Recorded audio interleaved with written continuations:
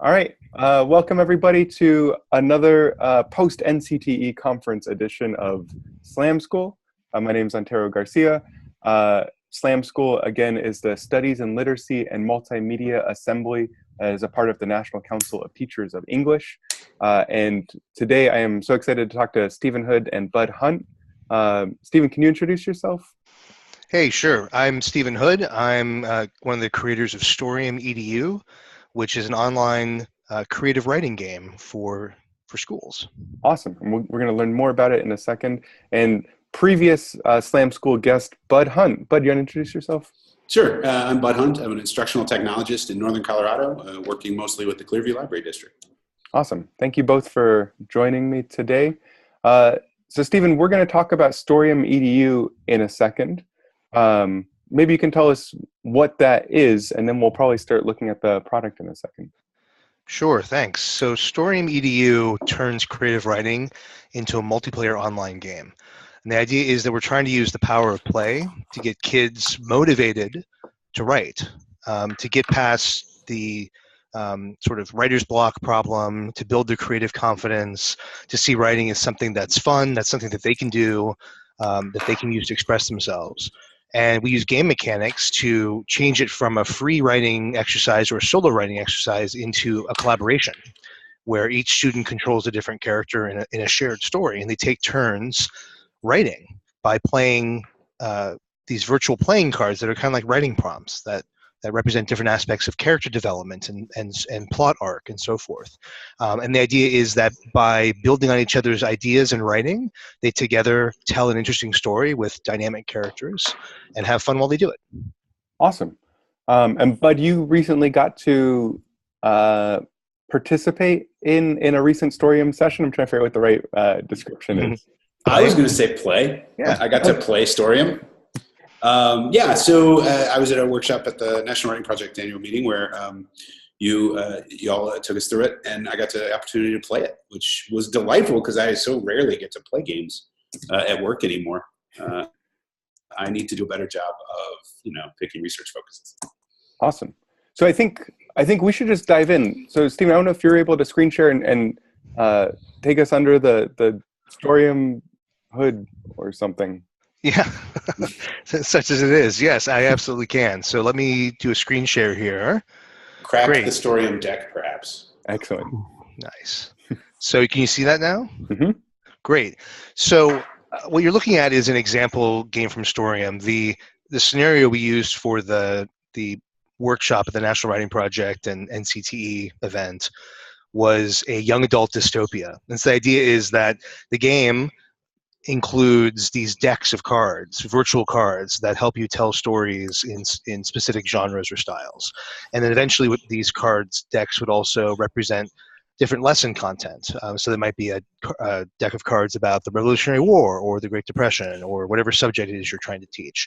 And some of those will provide and others teachers can create for themselves and share, and so forth. So this particular example, we used a young adult dystopia because it's a genre that every teacher knows at this point, whether they want to or not.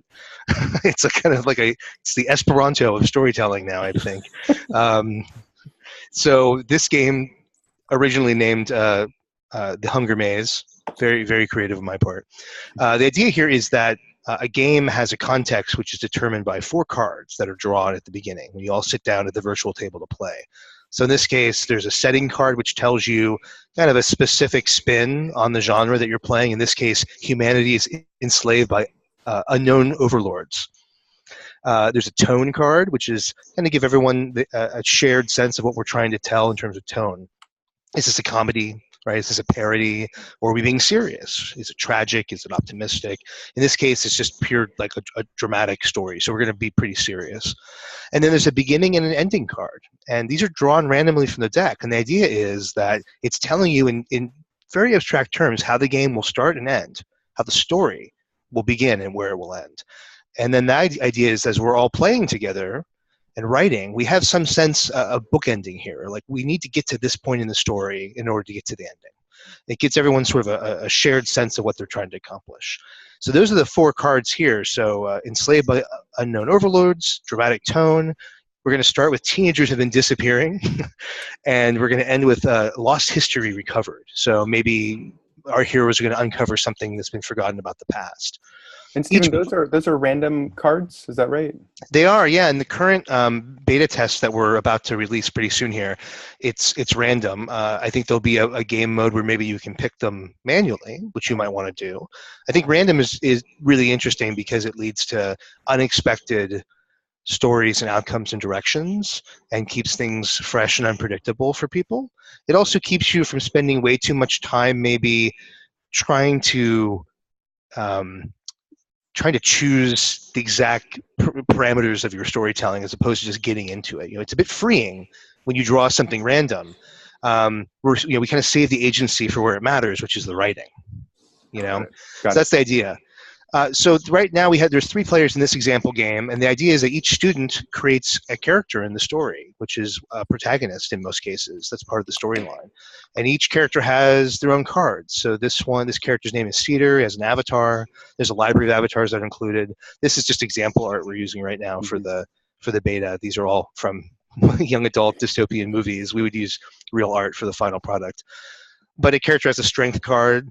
They start with a strength card that tells you kind of what makes them strong, what gives them an advantage, and that might be mentally or physically or personality-wise.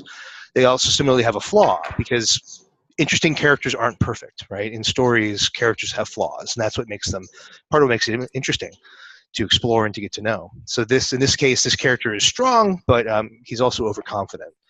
And every character has a bond card with another character. So we start out the game by randomly drawing these bond cards, so that as you sit down at the table, the virtual table, the students, their characters have a connection to each other right out of the box, which is really important in storytelling, because otherwise you don't know when you start the game, like, why are we all together? Why are we here? What are we trying to accomplish? This creates relationships between the characters. And then lastly, pardon me, every character has a motivation, which is their subplot. Characters want things, right? That's one of the key aspects of storytelling is the characters want things. And so this is what they want. This is what drives them personally in the story. And these cards change as you play. You play these cards, you draw new ones. And that's how your character evolves and changes. So the way the game works then is, if you can see here, these are scene cards. So the game is divided up into scenes. These are like rounds of play. So each round is a scene, and it has its own cards that get drawn. So a place where the story is taking place here, what the dramatic challenge of the story is. So in this case, we're trying to escape from state police. Seems to be always happening in dystopias. So it's a chronic problem. And then depending on how the scene goes, it either ends with a success or a setback. The success in this case is that we'll discover an unexpected ally. And the setback is that we'll be hunted by government troops. And the idea is that the players take turns playing one of their cards and writing about what their character does and adding to the story that way. So for example, here, if I want to make a move as this character Cedar, I can see my cards. I choose what I want to play. Let's say I want to play my overconfident card. Why would I want to play that? Well, I want to get another card. Maybe I want to get a different flaw, or maybe I'll get a strength next time. And the idea is that all these cards I've talked about, the game cards that tell you what the story is about, the scene cards that tell you what this round is about, and my own card I'm playing, these are all writing prompts. So they're all intended to help you as a player figure out what to write. And the difference here, is between a blank page or a kind of a generic writing assignment. The creative task here is really constrained. That's the whole point, is that the game hopefully turns the writing into an easier task by giving you a lot of help and a lot of context. Mm-hmm. And so here I would write my move. And what happens is we take turns going around, and each player adds the story, plays a card, writes some text, builds on what the person before them wrote. And before you know it, we've written the scene of the story. And I'll just give you an example here. This is from a story that was actually played at last week. Bud was in this game. This is Bud's Revolution. So they had a different story you can see here. It was still YA dystopia, but the setting was that it's not safe beyond the walls. They were playing an optimistic tone, which kind of questionable if that really worked out, as I recall. I think the characters all died. That sounds right. I'm pretty sure I wrote them into death. Yeah. Yeah, I think you did. And it starts with the resistance winning its first victory, and it ends with the characters rising to power. And in this case, here's a scene. You can see that they're playing cards and they're writing, and as you go along, a story gets told here, and you get to the end of a scene. Here, let me choose a different scene and show you here. So here's a scene where all 4 players played cards, negative cards, like flaws and things like that had negative value. And so the scene ended with a setback, which was that they were hunted by government troops. And so you have these mechanics that help the players, by playing cards, figure out which way the story is going. And it's kind of like a choose your own adventure, right? Where I would say, if you open the door, turn to page 27. If you don't open the door, turn to page 32. Storium is kind of like that, with the difference that you're writing what's on the page together, and you're making a decision together about which way to go in the story. And this ends up with a experience where you are, by playing a game, writing together collaboratively. Awesome. So I think we're looking at Bud's story, right? Or Bud's Revolution. You are. Bud, do you want to talk through maybe your experience as you were participating in this? Sure. Yeah. So I think that there were 4 of us trying to play together. There were 2 sort of, I think, extra complexities in that. One is we'd never played before. And the second thing is that, except for I knew one other person at the table, we were all strangers, right? So I'm imagining that this would likely be played with people who are not meeting for the first time, although it worked. And who, I think our second story would have been a lot smoother than our first, because we were learning the engine of the game, right? Mm-hmm. So we were learning how the structure worked. That said, I still thought it was an engaging writing experience, in that, as Stephen showed us, there's a lot of prompts in there, but you don't really have to follow all of them, and you really can choose your own adventure in terms of how much you're going to lean into one and how much you're going to lean into the other. So it was fun, a lot of fun actually, to sort of pick a character to be and build some relationships. And I've played a lot of Dungeons and Dragons, and one of the worst things sometimes is rolling up a character. If you've ever tried, I think it's the latest BioShock, it's like 6 hours of gameplay to actually get your character made.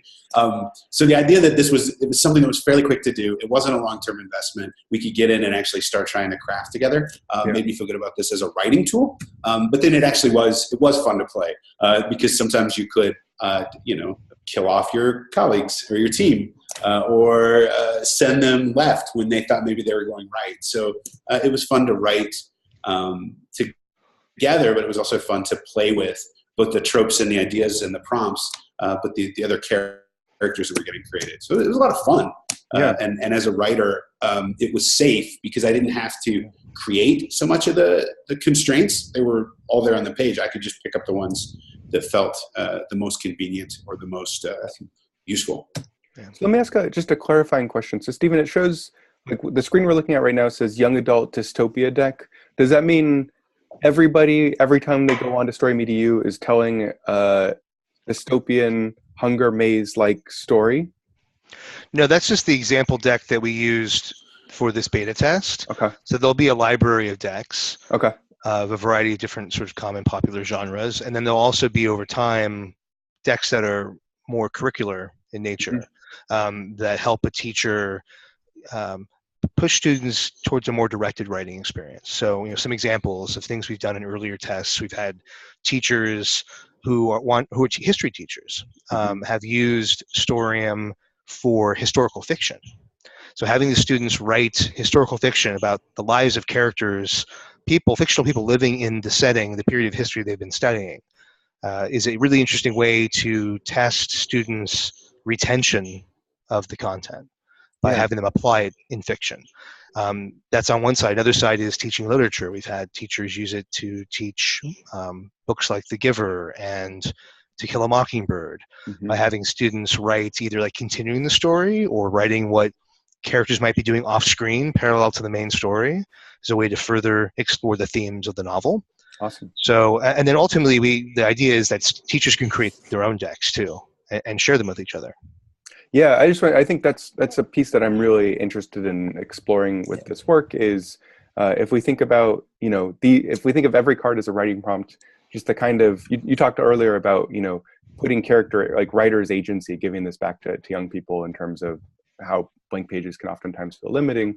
And what does it mean to, give students these as a tool set for imagining new worlds, for redefining, right, the context of what a space looks like. Our frequent Slam School co-host, Nicole Mira, and current Slam vice president, I think one of her pre-service teachers used Storium to try to retell Romeo and Juliet recently. And so it just seems like there's just a lot of different kinds of possibilities. Maybe that one also had an optimistic ending too. Yeah, in theory, right? Yeah. They all put the knives down and went for a smoothie. Yeah. Right. The classic Romeo and Juliet ending. That's right. Right. The original one. So I think this is really exciting work. I'm curious, and either Stephen or Bud, like, how does this push towards conversations about writing and empathy? A couple of our previous recent Slam schools were around National Day on Writing and thinking about, how are we embracing different kinds of writing group activities. So to me, this kind of fits into other kinds of practices that teachers and educators are trying to engage in their classrooms and at home right now. So I guess I'd take a quick swing at that, because one of the things that's exciting to me about this game is the way that you have to approach questions about, first of all, just writing, like the technical craft of it. Hey, are we writing this in the third person? Are we writing this in the first person? Is this a story where we're going to use dialogue? Is this a story that there's a distant narrator? Like all those very basic things. But I do think the ability to play with the cards, and Steven's scrolling through there right now, which is awesome. And you can get a real sense of these decks.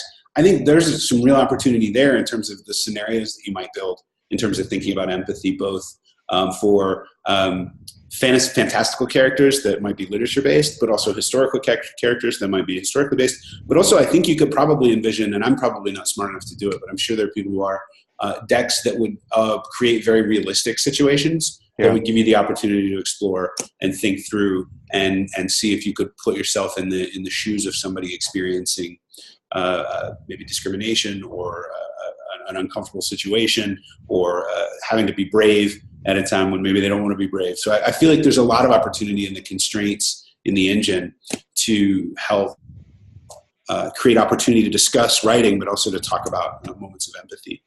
Yeah. Yeah, I completely agree. They say that reading is one of the most powerful tools for building empathy.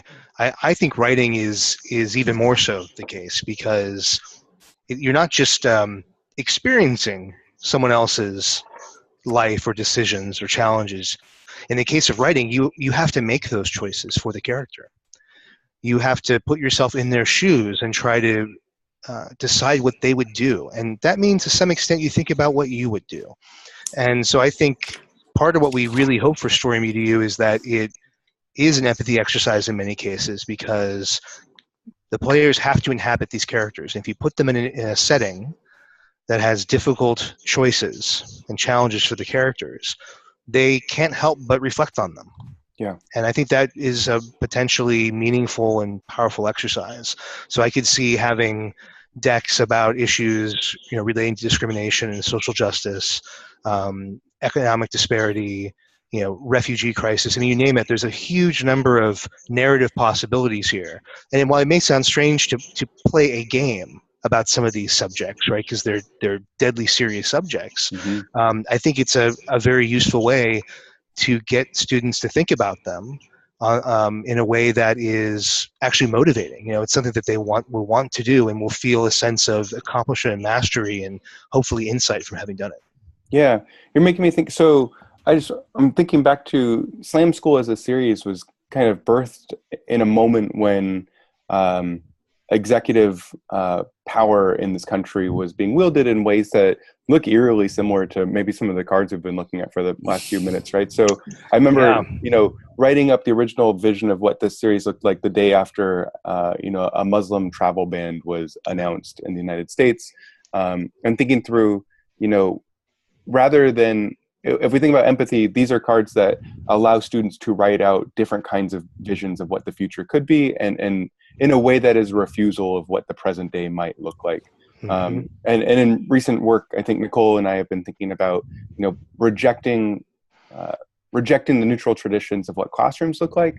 And to me, if these prompts allow students to imagine new possibilities, then it gets to, a very political vision of how writing can be wielded in classrooms and at home. And I just want to like hammer home like those kinds of possibilities for, in case viewers are watching this and think it's only about, you know, the fun of writing, which I think is equally as important. But I just want to emphasize that there are political purposes to why we write as well.